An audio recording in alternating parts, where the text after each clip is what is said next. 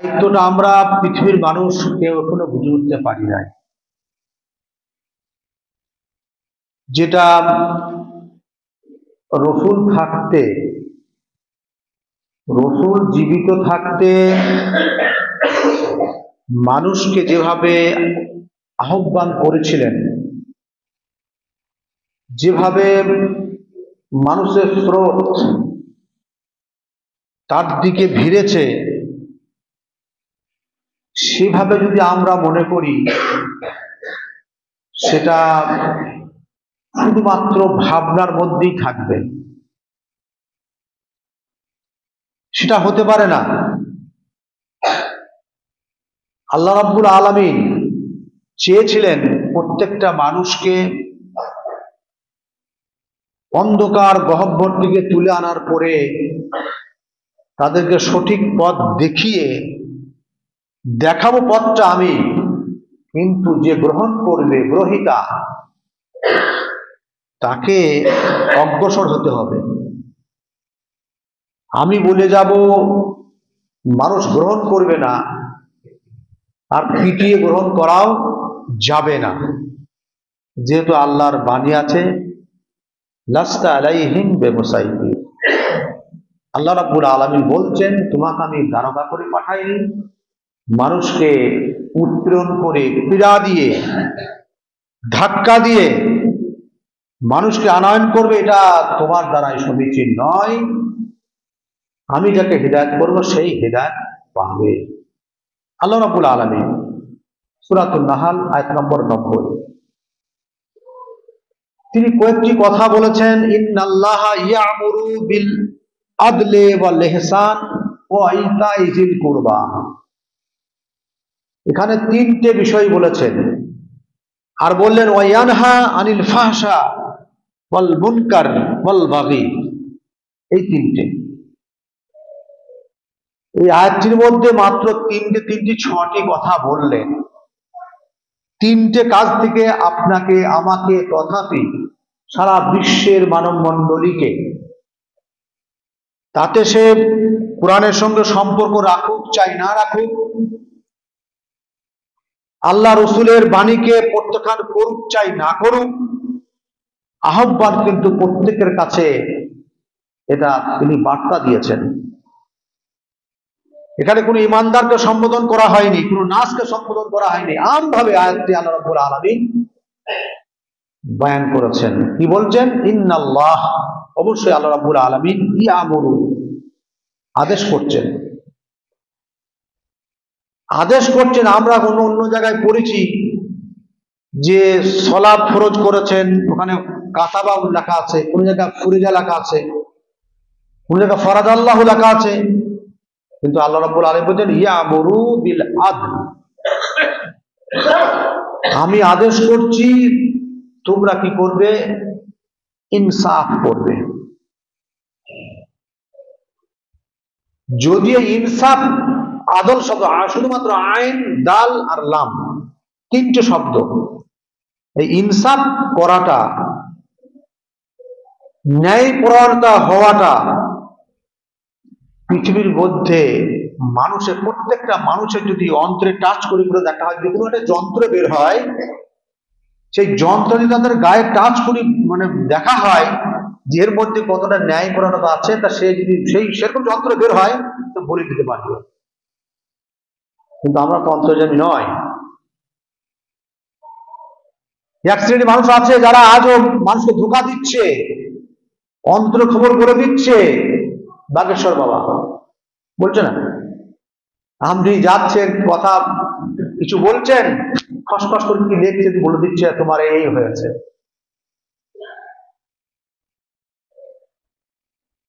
তা আল্লাহ রাব্বুল আলামিন বিল আদল, ন্যায়পরায়ণতা, ন্যায়পরায়ণতা কোথায় গেল?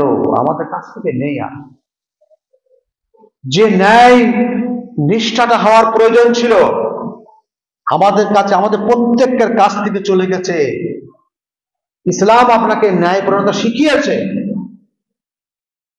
যদি আপনি সত্যিকারী ইনসাফকারী হতেন, আমি যদি সত্যিকারী ইনসাফ হতাম, মুসলিম সমাজ যদি সত্যিকার ইসলাম মানে ন্যায়পরায়ণের দিকে ঝুঁকতো, ইনসাফ করতো, তাহলে সারা পৃথিবীর কোনো মানুষ আঙ্গুল হিলাতে পারতো না, আমাদের দিকে কটাক্ষ করতে পারতো না। আমাদের কাছ থেকে ন্যায় সরে গেছে, চলে গেছে। উদাহরণস্বরূপ যদি বলা যায়, হাদিসের উদ্ধৃতি দিয়ে আল্লাহ রাসূল বললেন যে কিয়ামতের মাঠে আল্লাহর আরশের ছায়া ছাড়া কোথাও ছায়া থাকবে না, আল্লাহর আরশের ছায়া ছাড়া কোথাও একটুকু ছায়া পাওয়ার জন্য কেউ পাবে না। তার মধ্যে একটি কথা আছে, আদল শব্দটা। ওই ন্যায়পরায়ণ বাদশাহ, যে বাদশাহ সঠিকভাবে বিচার করলো, উল্টানাটানি করলো না, সেই বাদশাহ কি করবে? আল্লাহর আরশের তলায় ছায়া পাবে। আর সেই ছায়াতে যখন ঢুকে পড়বে, প্রবেশ করবে, তার আর কোন রকম তাকে চিন্তা ভাবনা করতে হবে না। তা যেমন আর অন্যান্য হাদিস যেগুলো রয়েছে, আজকের আপনি সমাজের দিকে একবার তাকিয়ে দেখুন, আপনার আব্বা এবং মা, পিতামাতা মারা গেছে, এক ভাই এক বোন কি দু ভাই এক বোন এরকম আপনি বেঁচে আছেন। পিতামাতা মৃত্যুর পরে মাতাকে আপনি কবরে রাখলেন, পিতাকে কবরে রেখে আসলেন। আল্লাহ রাসূলের হাদিস, সঙ্গে সঙ্গে আপনাকে বাড়িতে বসে এসে মালের বটোয়ারাটা আপনাকে করতে হবে। মিরাস যেটা আছে, ওয়ারেসত্ব যেটা আপনাকে দিয়েছে, সত্তা দিয়েছে, সেটাকে আপনাকে সঙ্গে সঙ্গে বাড়িতে এসে বসে ভাই বোনে মিলে সঙ্গে সঙ্গে সেটাকে বার করে দিতে হবে।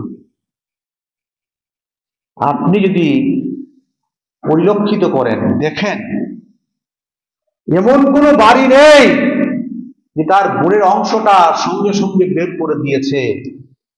আশা করি ইল্লা মাশাআল্লাহ।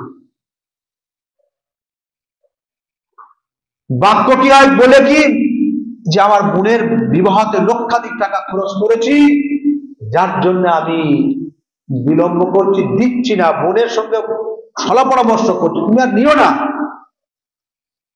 সংবিধান আপনাকে দিয়েছে, সংবিধান আপনি ফলো করলেন কোথায়? সেই বোনটা সেই মালটা পেতে একাধিক বছর কাটিয়ে দেয়, ভাইয়ের কাছে ধর্ণা দেয়, এসে বলে আমার মেয়ের বিধবা ভাই তুমি কিছু দাও, হাত পাততে হয় কেন? হাত পাততে হবে না। ইসলাম আপনাকে শিখিয়েছে না? ইসলামের গণ্ডিতে আপনি পা দিয়েছেন না? আপনাকে আদল ইনসাফ করতে বলেছে না? কোথায় ইনসাফ? এরকম ভাবে বিচার আচার, যত রকম বিচার আচার করছে মানুষ, কোল টানাটানি, পক্ষপাতিত্ব করছে।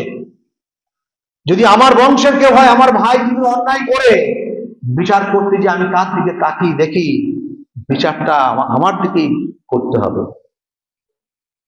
না। হযরত ওমর রাদিয়াল্লাহু তাআলা আনহু, এনার কাছে একটা বিচার গেল, বিচার প্রার্থী এবং যে যার বিচার করবে উভয়ে তার সামনে দাঁড়িয়ে আছে। তো হযরত ওমর রাদিয়াল্লাহু তাআলা আনহু এক কলসি পানি নিয়ে আসছেন কাঁধে করে। পানিটা নিয়ে এসে বিচার তো তার কাছে চাইছে, বিচার প্রার্থীরা বিচার চাইছে যে আমার জমি কিছুটা ও আত্মসাৎ করেছে, ওর দিকে ঢুকিয়ে নিয়েছে, আপনি সঠিকভাবে বিচার করবেন। ওমর রাদিয়াল্লাহু তাআলা আনহু কি করলেন? সেই কলসিটা মাটিতে নামালেন না। যে কলসির তলায় পানি কিছু সোঁত থাকে, সেই পানিটা একবার এই হাঁটুতে একবার এই হাঁটুতে নিয়ে যাচ্ছেন। তারা দেখছেন, যারা দৃষ্টিপাত করে তারা দেখছেন। জিজ্ঞাসা করছেন, হুজুর আপনি আপনার কলসিটা জমিতে নামান। বলছে যদি যে জমি, এই জমিটা আমার নয়।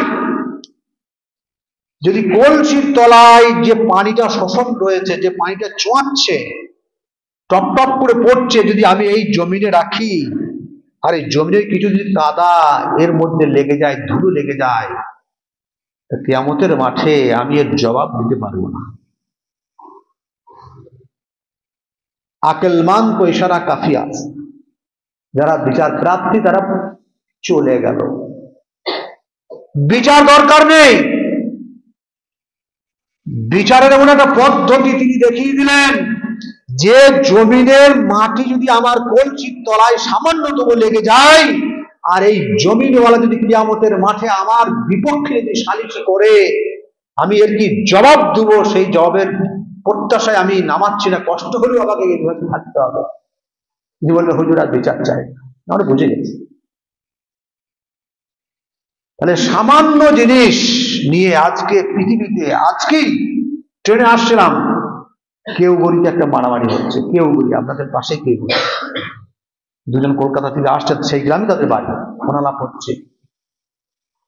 তারা এত এত মানে তাদের সহ্য নাই, তাদের মনে হয় ইসলামের মুসলিম, ইসলামের কালচার তাদের মধ্যে নেই। তারা এখান থেকে ফোন করে বলছে চালিয়ে দে, শেষ করে দে। এর পরিণতি ফলটা কি হবে সে বুঝতে পারছে না। সামান্য জমি জায়গা নিয়ে বিস্বাদ হচ্ছে, বিচ্ছেদ হচ্ছে, মারামারি ফাটাফাটি হয়ে গেল, মাথা ফাটিয়ে দিল। শুনতে পাচ্ছিলাম তো পরে, আমার পাশেই বসে। এই তো পৃথিবীর অবস্থা চলছে। আল্লাহ কি বললেন? ইয়ামুরু, আদেশ করলেন, আব ইনসাফ আপনি করবেন, আপনি আপনার ভাইয়ের সঙ্গে ইনসাফ করুন।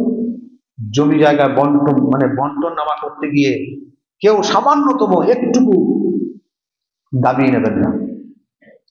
বরঞ্চ যদি আপনি বোঝেন যে আমি একটুকু ছেড়ে দিলে ফায়সালাটা তাড়াতাড়ি হয়ে যাবে, আপনি একটু ত্যাগ করুন। ভাই তো হয়তো একটা ভাই ছাড়ছে না, আপনি সামান্য ত্যাগ করুন না, ইনসাফ করতে হবে। ইয়ামুরু বিল আদলি ওয়াল ইহসান, এবং আপনাকে কি করতে হবে? ইহসান করতে হবে। ইহসানের ব্যাখ্যা,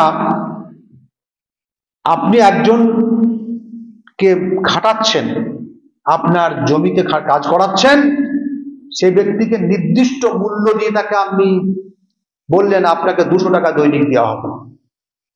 যথারীতি যে কাজটা সে সম্পাদন করেছেন, আপনি তাকে 200 টাকা তার কাজ শেষ হয়ে যাওয়ার পরে ধরিয়ে দিলেন। দেখার পরে যদি আপনি ভাবেন সত্যি লোকটা গরিব বটে, কাজ করতে এসে পরে খামারে বলে ইমান রয়েছে, বিশ্বাসী ব্যক্তি, আর 10 টাকা পরে থেকে দিলেন, এটাকে বলে ইহসান। প্রাপ্যটা আপনি তাকে পাইয়ে দিলেন, তারপরে উপরন্ত আপনি তাকে 10 টাকা 20 টাকা দিলেন, সে আরো খুশি, আপনিও তার প্রতি সদয় হলেন, ইহসান করলেন। সেই খুশি ইহসানটা কোথায়? যেহেতু আল্লাহ রাসূল বলেছেন যে এমন একটা মহিলা, যে মহিলাটা মাত্র দয়া করার কারণে, তার দয়াটা, সে এমন একটা মহিলা, বাগী মহিলা, ব্যভিচারিণী মহিলা, সারা জীবনটা তার ওই দিকেই কাটিয়েছে। এমত অবস্থায় একটা কুয়ার ধারে দেখছে একটা কুকুর জিহ্বা বার করে কাতরাচ্ছে, চাটছে, পিপাসায় ভুক্ত।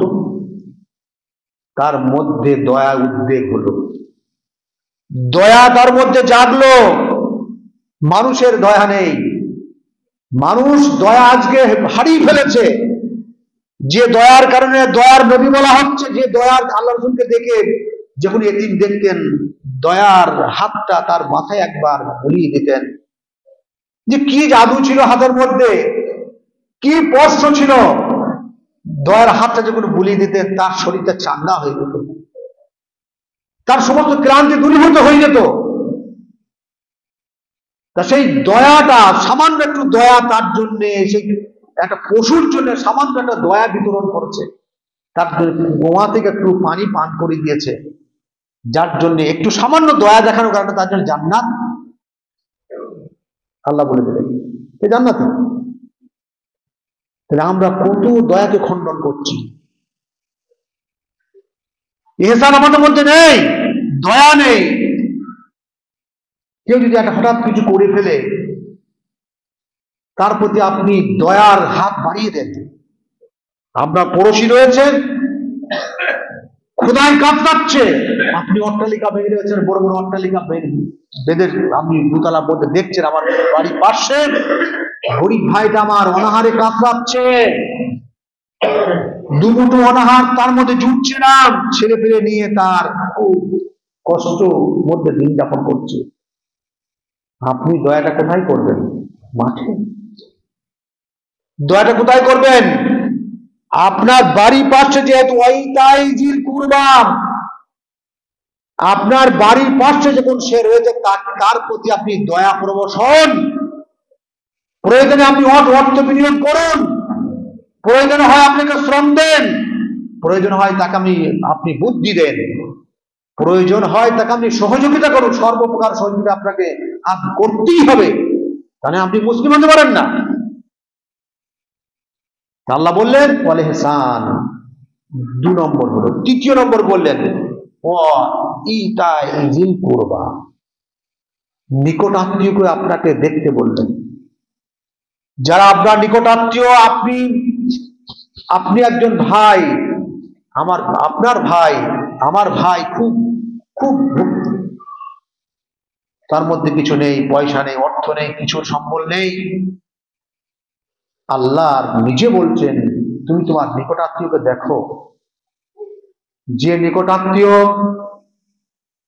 তোমার দিকে তাকিয়ে রয়েছে, যে আমার ভাইটা অর্থের স্বাবলম্বী, যদি আমার ভাইটা কিছু দেয়, হয়তো আমি উপার্জন করতে পারছি না, উপার্জন করলেও সে উপার্জনে বরকত হচ্ছে না, সেখানে আপনাকে দয়া প্রবশ হয়ে কি করতে হবে?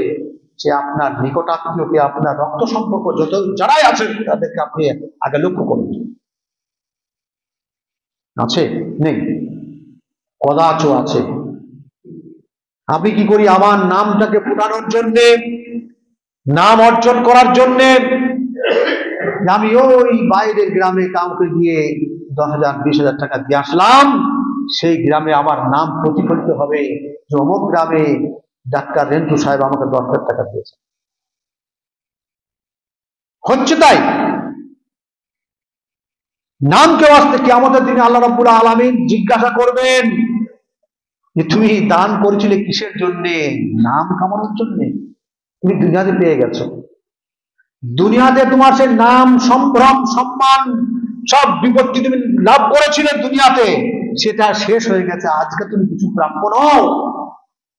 খ্যাতি অর্জন করতে গিয়েছে, তুমি খ্যাতি সম্পূর্ণ ব্যক্তি হয়েছিলে, তোমাকে লোক সেলুট করতো, অন্য কাউকে সালাম না করলে তাকে সালাম করতো, ইত্যাদি ইত্যাদি।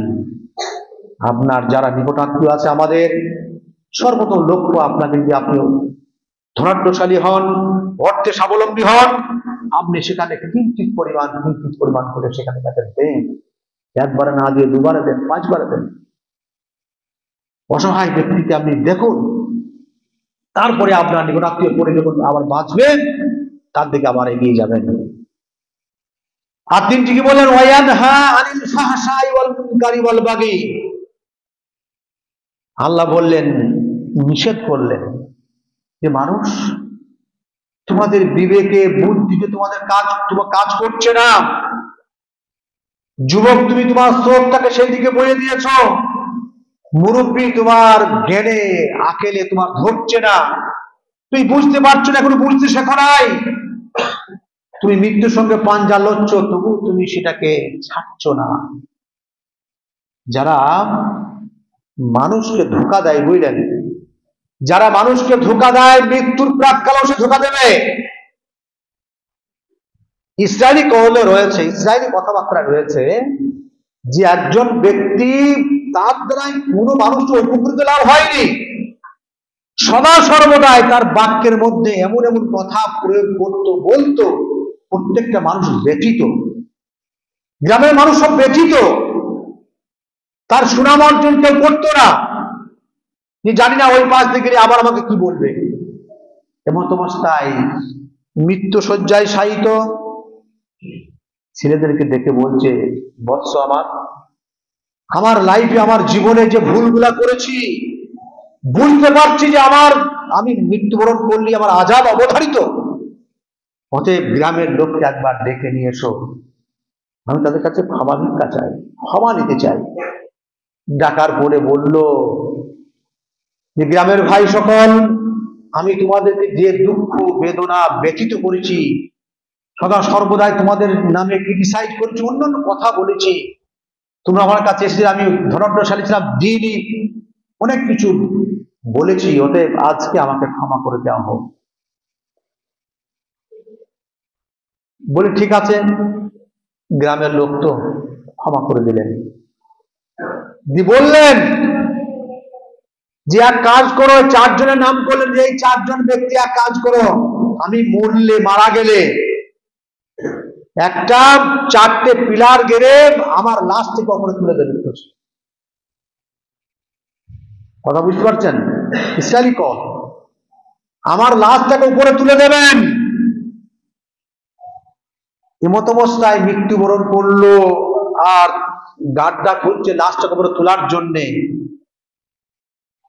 ছেলেরা কিন্তু তার ক্যাপাসিটি বুঝতে পারলো না, গ্রামের লোক বুঝতে পারলো না। পরিশেষে প্রশাসন এসে যখন দেখলো যে একটা মৃত্যু ব্যক্তিকে ওই উপরে তোলা মানে, তার আদেশ ছিল এইটা যে মরার সময় এই চারজনকে ফাঁসিয়ে দিয়ে দেবো আমি। গ্রামের এরা মাতব্বর আছে যে আমার লাশটা যখন উপর তুলবে প্রশাসনদেরকে গ্রেফতার করে নিয়ে যাবে। তাই যারা কষ্ট দেয় বুঝলেন, যাদের ঈমান নেই, বিশ্বাস নেই, তারা সদা সর্বদাই মানুষকে কষ্টই দেবে। আল্লাহ কি বললেন? আনিল ফাহশা, নোংরামি ত্যাগ করতে হবে আপনাকে। যত রকম নোংরামি আছে, যে নোংরাগুলি করলে কাবিরা গুনার পর্যায়ে পড়ে যায়। আল্লাহ রসুলের কাছে এক মহিলা এসে বলল, ইয়া রাসূলুল্লাহ, আমার দ্বারা যে নোংরাটা হয়ে গেছে, যে নোংরা কাজের দরুন আমার পৃথিবীতে বেঁচে থাকার আর আমার দাবি নেই, হক নেই। বলে তুমি কি এমন কাজ করেছো? আল্লাহ তো বলছে কি কাজ করেছো? বললেন আমি এমন একটা কাজ করেছি, সুরমা দানিতে যেমন কাঠি প্রবেশ করলে যে কাজটা হয়, যে কাজ করলে পেটে বাচ্চা আসে, যে কাজ করলেন যেটা কুয়াতে বালতি তুমি পানি তুললে যেভাবে হয়, সেই কাজগুলি আমি করেছি। অতএব আমাকে পবিত্র করে দেন, বেঁচে থাকার হক নেই। কত যুবক কত ভ্রষ্ট হয়ে গেছে, কত বৃদ্ধ মানুষ, কত মানুষ যার 40-50 বছর বয়স হয়েছে বুঝলেন, কি নোংরা কাজে ফেসে গেছে বুঝলেন। অবাক কাণ্ড। সেই মহিলা আল্লাহ রসুলকে বললেন আমাকে পবিত্র করে দেন। পেটে বাচ্চা এসেছে, আল্লাহ রসুল বললেন তুই বাড়ি যাও, যতক্ষণ না বাচ্চা ভূমিষ্ঠ হচ্ছে ততক্ষণ আমার কাছে আসবে না। বাচ্চা ভূমিষ্ঠর সঙ্গে সঙ্গে আল্লাহ রসুলের কাছে আসলেন, ইয়া রাসূলুল্লাহ, আমি ব্যভিচার করেছি, আমাকে ক্ষমার রাস্তা দেখিয়ে দেন, আমার বেঁচে থাকার অধিকার নেই, আমাকে সন্দেশার করে দেন, বিচার চাই না। বলে না, এখন হবে না, যেহেতু যে বাচ্চা জন্ম নিয়েছে, বাচ্চার কিছু দোষ নেই, দোষ তুমি করেছো। বাচ্চাটা যতদিন না খেতে পারছে ততদিন কিন্তু আমি তোমাকে এই আদেশ দিতে পারি না। চলে গেল। তার আর তর্স হয়তো ধৈর্যের বাঁধ ভেঙে গেছে, এত দুর্বল করেছে।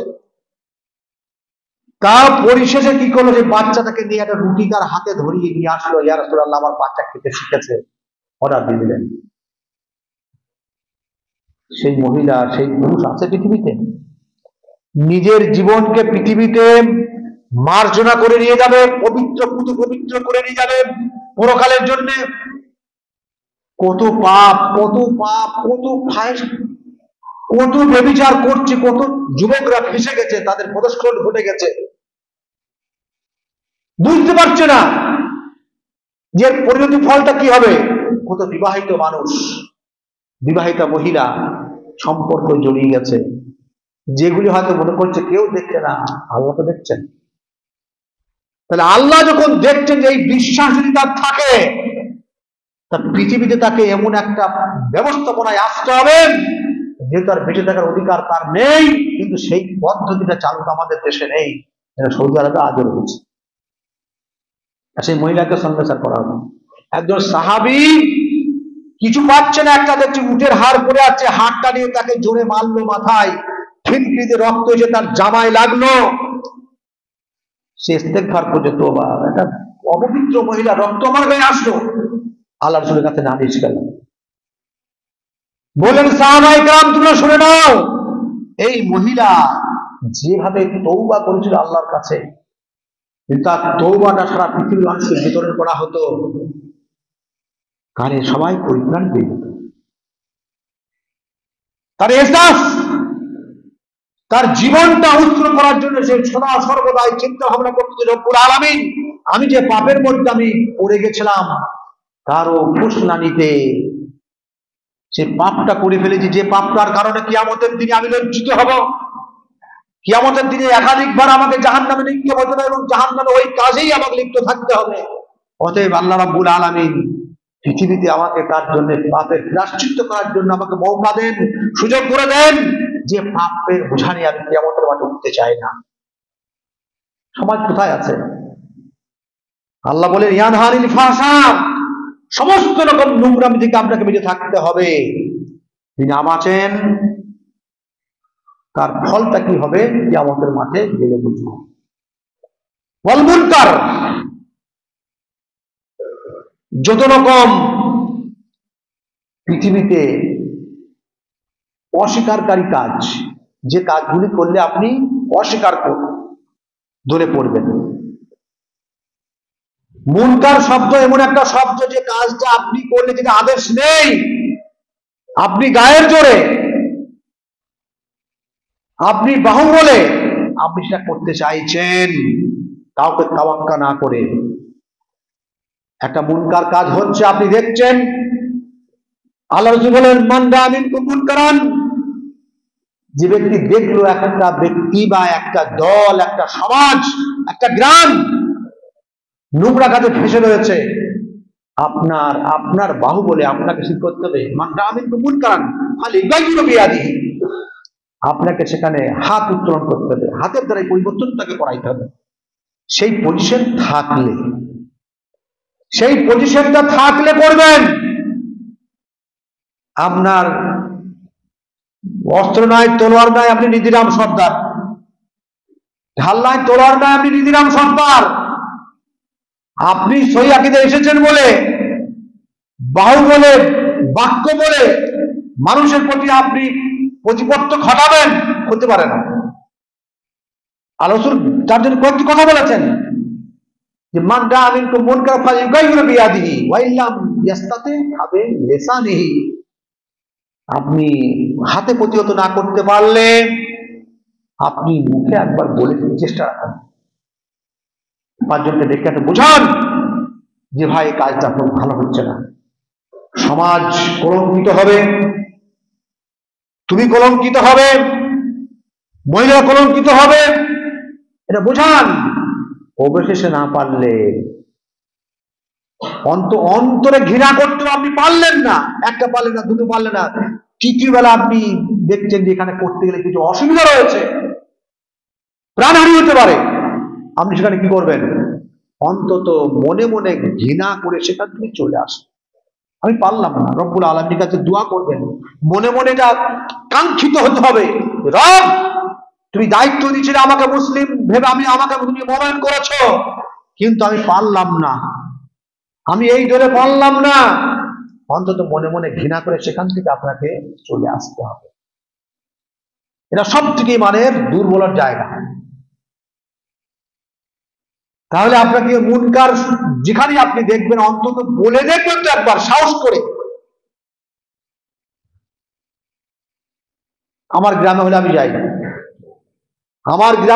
যাই, দেখি যুবক ছেলেরা কিছু করছে, গান বাজনা বাজাচ্ছে দূরে, আমাদের ছেলেরাই, আমাদের গ্রামের ছেলেরাই সেখানে গিয়ে খুব সুকৌশলে তাদেরকে দু একজনকে দেখে একটু কথা বলি, তারা সঙ্গে সঙ্গে বন্ধ করে দেয়।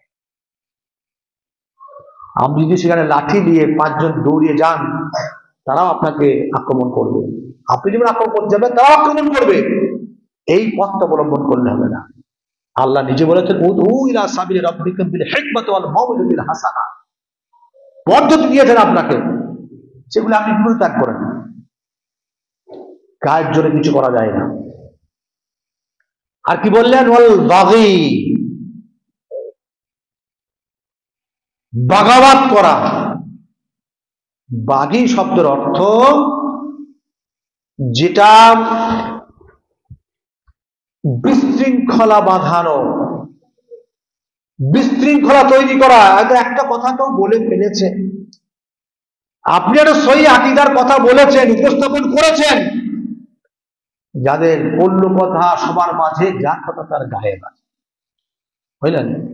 যেমন একটা কথা আপনি সেখানে উপস্থাপন করবেন, দেখবেন তারা সেখানে দলমত সবাই মিলেমিশে কি করবেন, জিনিসটাকে বিনষ্ট করার জন্য তারা উপরে কিছু মানুষকে, এমন সমাজ বিরোধী মানুষকে জোগাড় করবে, তাদের মনে এমন একটা দাগ কাটাবে, বুঝলেন, যে দাগটা কাটার জন্য তাদেরকে মেধা লাগে না।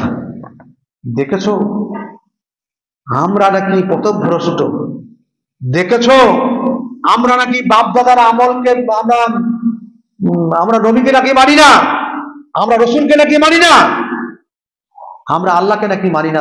তাদেরকে যেহেতু তাদের তো বিদ্যা নাই, বিদ্যা না থাকার কারণে সেই অবিদ্যান ব্যক্তিদেরকে একত্রিত করে কিছু কথা তাদের কাছে প্রচার করবে, তারা দ্রুত এসে আপনার প্রতি হস্ত উত্তোলন করবে, গালিগালাজ করবে, বিপক্ষে দাঁড়াবে।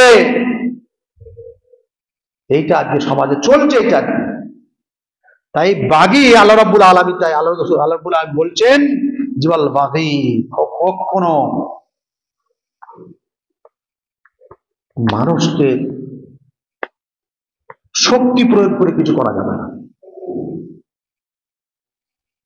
আমি বিশৃঙ্খলা কিছু করতে পারো, সমাজ যাতে শৃঙ্খলাবদ্ধ হয়, সমাজের মানুষ যে বোঝাবি হোক না কেন, আমার দ্বারা এমন একটা ব্যবহার সেখান থেকে দেখাতে হবে যে ব্যবহারে মুগ্ধ হয়ে আপনার কাছে সে আসবেই আসবে, অন্তত সালাম বিনিময়টা হবে। সে আসলে কি উপকার কি হবে, যে আপনার কাছে কথাবার্তা হয়, আদান প্রদান হয়, লেনদেন হয়, সুযোগ পাবেন আপনি তাকে কিছু কথা বলার জন্য। আর সেই সুযোগটা যদি আপনি না পান, তো ইসলাম কোথায় প্রচার করবেন? শ্মশানে প্রচার করবেন, কবরস্থানে প্রচার করবেন? পূজার করতে গেলে আপনাকে মানুষের কাছে প্রিয় পাত্র হতে হবে, তাতে বলে বেদাত করে নয়, শিরক করে নয়। আপনি আপনার মনে জানে আমি কি করব, নিয়ত পরিষ্কার রাখতে হবে। তাতে যদি কিছু জিনিস আছে যেগুলা বেদাত নয়, জলসা করছে আপনাদের গ্রামে, যদি কেউ চাঁদা চায় দিতে হবে, প্রত্যাখ্যান করবেন না। এসেছে আপনার কাছে, দেবেন, সাধ্য মতো, হয়তো 100 টাকা দিচ্ছে, 50 টাকা দেবেন, কারণ একটা মুখ রেখে দেন। টাকা আমি পরবর্তী আমরা তো নিই না, হয়তো জানি না আপনারা নেন, জানি না, হয়তো আপনারা নেবেন না, কিন্তু দেখবেন অনেক ভাই আমার আছেন, তারা আপনাকে যেচে এসে দেবে, ভাই আমি 100 টাকা ব্যবসা করছেন। যাই হোক, আল্লাহ বলছেন ইয়াইযুকুম, আমি নসিহত করলাম তোমাদেরকে। আল্লাহ কি বলছেন? এই 3টে কাজ থেকে আদেশ করলাম, আর 3টে কাজ থেকে বিরত করতে বললাম। তোমরা এই কাজ ত্যাগ করে দাও, পরিপূর্ণ ত্যাগ করো। আমি তোমাদের নসিহত করলাম লাআল্লাকুম তাযাক্কারুন, যাতে তোমরা কি করে এগুলা স্মরণ করতে পারো, জিকির করতে পারো, তোমরা মানতে পারো। মানার জন্য তোমরা উদ্গ্রীব হবে, মানার জন্য তোমরা চাঞ্চল্য বোধ করবে। না, যে কথাগুলো আল্লাহ বলেছেন প্রত্যেকটা কথা পুরা অন্তরে গেঁথে নিয়ে সে কাজে আমলে পরিণত করবে। আল্লাহ এটা আদেশ দি বলছেন। আল্লাহ রাব্বুল আলামিন বলছেন অন্য আয়াতে, সূরা ইব্রাহিম আয়াত নম্বর 49, ওয়া তারাল মুজরিমিনা, তুমি দেখবে মুজরিমদেরকে, যারা গুনাহগার, যারা গুনার মধ্যে লিপ্ত থাকে, ইয়াউমাইযিন, কিয়ামতের দিনে, মুকাররানিনা ফিল আসফাদ, তারা আল্লাহর কাছে নৈকট্য লাভ করবে। আল্লাহ নৈকট্য লাভ করতে পারবে না, আল্লাহর দরবারে যাবে। এমন অবস্থায় যাবে যে অবস্থাটা দেখার কেউ দেখবে না। কেমন অবশ্য আল্লাহ আয়েশা রাদিয়াল্লাহু তাআলা আনহা আল্লাহ রাসূলকে জিজ্ঞাসা করতেন, ইয়া রাসূলুল্লাহ, আপনি যে বলছেন কিয়ামতের দিনে সবাই উলঙ্গ থাকবে, তাই এই খবর সবাই দেখবে। বলছে কিয়ামতের ভয়াবহতা এমন একটা দৃষ্টি লক্ষ্য করা যাবে যে কোনো মানুষের দিকে তাকাতে অবকাশ পাবে না, সামান্যতম কথা বলার সময় থাকবে না, সে শুরু করবে ইয়া নাফসি ইয়া নাফসি। তাহলে কিয়ামতের দিনে আল্লাহ রাব্বুল আলামিন বলছেন কিছু মানুষ এমন অবস্থায় আসবে যেটা দৃষ্টি অবলোকন করা যাবে না। তারা সদা সর্বদাই এমন একটা চিন্তা ভাবনা, এমন একটা পরিবেশ নিয়ে তারা থাকবে যে তাদের তো হাই হতাশ। ওয়াসারাবিলাহুম মিন কাতিরানিন ওয়া ইয়াকশা ওয়ুজুহুমুন নার, এবং তাদের পায়জামা হবে, পায়জামা তো এমনি পরিধান পায়জামা হবে না, পায়জামাটা হবে ওয়াসারাবিলাহুম মিন কিতরান, মানে আল কাতরা, পোশাকটা হবে আল কাতরা, যেটা যখন আগুন জ্বলবে আগুনটা কি হবে, ঝট করে আগুনটা তার মুখে বারবার ঝলসাবে। জাহান্নামের আগুন তাকে বারবার ধাক্কা দেবে, ঝলসাবে। সেখানে এমনি আপনি আল কাতরা জ্বালিয়ে দেখবেন, পিঠ জ্বালিয়ে দেখবেন দীর্ঘক্ষণ সে জ্বলতেই থাকে। কেরোসিন দিলে সামান্যক্ষণ, পেট্রোল দিলে তার আর কিছুক্ষণ থাকে, কিন্তু আল কাতরা মুক্ত যদি গোটা শরীরকে আল কাতরা এর মধ্যে প্রলেপ লাগিয়ে দেওয়া হয়, আগুনের ঝলসানি বারবার মারবে, দীর্ঘক্ষণ সে জ্বলতে থাকবে। আর বলছেন ওয়াতারা কাসিরাম মিনহুম ইয়াসরিউনা ফিল ইসমি ওয়াল উদওয়ান, আল্লাহ নিজে বলছেন তোমরা দেখবে অধিকাংশ মানুষ তারা তাড়াতাড়ি করবে গুনাহ করার জন্য, ভালো কাজ করার জন্য মানুষ খুব চাঞ্চল্য বোধ করে না। ভালো কাজ করব, ভালো মানুষকে উপদেশ দেব, ভালো কিছু চাই সমাজে, এই কাজ করার মানুষ আজকে বিরল। যেখানে যাবেন আপনি অপর থেকে নিচু পর্যন্ত সব একবারে চূড়াবৃত্তিতে ভর্তি হয়ে রয়েছে, এমন কি পরিবেশ দূষিত হয়ে গেছে। আল্লাহ নিজে তাই বলছেন, অধিকাংশ মানুষকে তুমি দেখবেন তারা ঘোড়ার দিকে নিমজ্জিত, দলে দলে ঘোড়ার দিকে ঝুঁকছে, অলুদওয়ান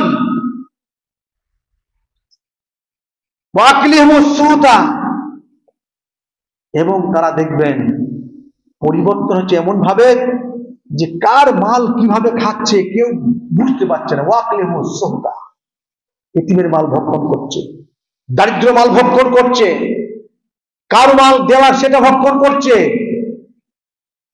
বুঝার অবকাশ থাকছে না যে আমি কি খাচ্ছি, কি দেখছি, কি আমার মাল জমা করছি, এটা আমার দেখার সময় নেই। আর কি বললেন, লাবিসা মা কানু ইয়ামালুন, অবশ্যই তারা যে আমল করছে, যেটা তারা যে কৃতকাজগুলি তারা করছে, সম্পদ কোথা থেকে আসছে তার লক্ষ্য রাখছে না, সুদে না, হারামে না, অবৈধতে না, চুরি করে না, ডাকাতি করে দেখছে না। আল্লাহ বলছেন অবশ্যই তারা যে আমলটা করছে, এই আমলটা থেকে কি আমাদের খুব পরিণতি তাদের খুব খারাপ হবে। সূরা মায়েদা দি বললেন ওয়ালাউ নাযালনা আলাইকা কিতাবান ফি কিরতাস, আল্লাহ রাব্বুল আলামিন বলছেন ওয়ালাউ নাযালনা, যদি আমি এই কোরআনকে অবতীর্ণ করতাম, পরিপূর্ণ কোরআনকে এক তোমাদের প্রতি কাগজ রূপে। আজকে কোরআন অবশ্য কাগজের রয়েছে, তখন তো কাগজে ছিল না। আল্লাহ রাব্বুল আলামিন ওহী মারফত আল্লাহ রাসূলকে একাধিকবার কোরআনকে পর্যায়ক্রমে তিনি অবতীর্ণ করেছেন। প্রয়োজন মোতাবেক মানুষ যখন যেভাবে খেতে আল্লাহ রাব্বুল আলামিন সেইভাবে সেই কোরআনটাকে আয়াতে সেভাবে অবতীর্ণ করেছেন, পর্যায়ক্রমে অবতীর্ণ করতে। কিন্তু আল্লাহ বলছেন যদি আমি অবতীর্ণ করতাম তোমাদের প্রতি এই কোরআনটাকে কিরতাস, কাগজ স্বরূপ একবারে, ফালামাসুহু, তোমরা টাচ করতে, দেখতে, ছুঁয়ে একবার, যেটা কোরআন। আজ কিন্তু আর কোরআনকে টাচ করি, দেখি, পড়ে চেষ্টা রাখি, আরবিটা শিখেছি, কিন্তু তার স্বাদটা বুঝি নাই। স্বাদ না বোঝার কারণে আজকে মানুষের অবক্ষয়। যদি কোরআনের স্বাদটা বুঝতাম, দেখতেন মানুষ, প্রত্যেকটা মানুষ ভয়ে কম্পিত হতো। কোরআনের আয়াত পড়তো আর কম্পিত। আল্লাহ রাসূল যখন সালাত আদায় করতেন, কাল মির্জাল শব্দ এসছে, মানে এমন ভাবে অন্তরটা ফুটন্ত হাঁড়িতে যখন ভাত টক করে ফোটে, সেই ফোটার আওয়াজটা আল্লাহ রসুলের এই অন্তর থেকে বের হতো। যেহেতু কোরআন তিনি সব জানতেন, আমরা কোরআন জানি না, অর্থ মতলব বুঝি না, কি বলতে চেন জানি না, না জানার কারণে আমাদের অন্তর থেকে ওইরকম কিছু বের হয় না, আক্ষেপ হয় না, দুঃখ হয় না, বেদনা হয় না। আল্লাহ রাব্বুল আলামিন বলছেন, ফালামাসুহু, তোমরা তাকে টাচ করবে, দেখবে, পড়বে, বিআইদিহিম, তোমার হাতের দ্বারাই, লাকালাল লাযিনা কাফারু, এবং কাফেররা কি বলবে, ইন হাদা ইল্লা সিহরুম মুবিন, কাফেররা বলবে অবশ্যই এই কোরআনটা প্রকাশ্য একটা জাদু। আমরা না বললেও কিন্তু আমরা সেই পর্যায়ে ভুক্ত, যেহেতু আমরা কোরআন শিখি নাই, কোরআন পড়ি নাই, কোরআন পড়তে জানি না, তার ব্যাখ্যা বিশ্লেষণ করতে পারি না। যেটা একান্ত শেখার প্রয়োজন ছিল, সেটা আমি করতে পারি। কবরে একটা জবাব রয়েছে, কবরে আপনি জবাব যখন দেবেন, ফেরেশতা যদি জিজ্ঞাসা করে, এটা কোথা থেকে তুমি পেলে, যে আপনি কোরআন জানেন, তুমি তো বলতে পারবেন যে আমি কোরআন পড়েছি, না কোরআন, আমি কোরআনে জেনেছি যে আল্লাহ তোমার আযাব হবে, জান্নাত আছে, রসুল পাঠিয়েছো, কালে কালে হেদায়েত তুমি তোমার হাতে আছে। যদি আপনি কোরআন না শেখেন তো কি হবে, ওই ওদের মতই হবে যারা বলে প্রকাশ্য জাদু এটা। তাই যাই হোক, আমরা অন্তত যে কাজগুলি করার জন্য, যে আদাল, ইনসাফ করা, ন্যায়পরায়ণতা, ইহসান, ক্ষমা সুন্দর দৃষ্টিতে মানুষকে দেখবো, দেখা, আর যে কোনো আত্মীয়কে কিছু দান করা।